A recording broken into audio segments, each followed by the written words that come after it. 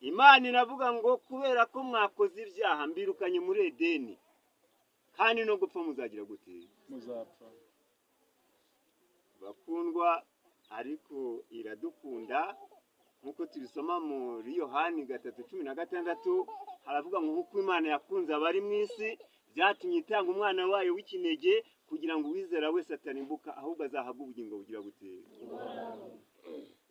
Iranacyavuga mu Baheburayo, iravuga ngo nari nararahiye ko batazinjira mu buruhukiro bw'isabato yanjye, ariko kubera ko kubw'imbabazi zanjye nongeye gutoranya undi munsi w'isabato. Iravuga ngo niwumva ijwi ry'Imana ntiwinangire iki? Aka ni akanya kugira ngo twese twongere gutekereza uyu mushiki wacu uvuye muri uyu mubiri.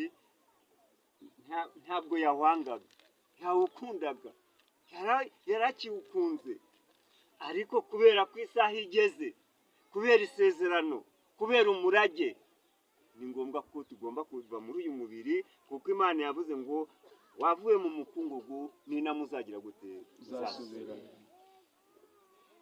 Bakundwa bene data, bashiki banjye mu mwami, nshuti muryango turi mu gahinda, ijambo riratubwira ngo twe guheranwa n'agahinda, kandi mu Bibiliya iravuga ngo icyaha cyazanwe n'umuntu umwe, kandi no kuzuka kwazanwe n'iki?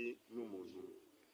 Haracyari ibyiringiro rero ko nidupfa tuzazuka, ariko dufite kwizera. Icyo dusabwa ni ugukora neza kugira ngo tuzahabwe ubugingo bugira bute?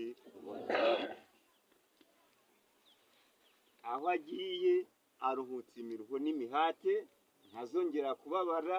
Turaharyamye muri izi mbaho, tuvuye hano tukamusiga, nuko byamera. Ariko biravuga ngo ubugingo bwe, umwuka muri we, Imana yagiye kuwurindira aho guri. N'imirimo myiza ye, igihe azahamagara amazina mu gitabo cy'abizera, izagaragara. Biravuze rero ngo twewe tukiriho uyu mwanya dusabe, kandi ijambo riravuga ngo abazima bazima nibo bazasaba, kandi nibo bazongera izina ry'Uwiteka. Dawudi yaravuze ngo ikuzimu umuntu ajya nta migambi igize gute? Ibaye. Imigambi umuntu ayigira akiri hano kuri ino si. Ibyo yakoze ni ibyo. Yenda hari bakundwa, reka nsabe kugira ngo buri muntu wese atekereze ku iherezo rye. None niwe, ejo nitwe. Imva ye yari irangaye, tugiye kwisibya.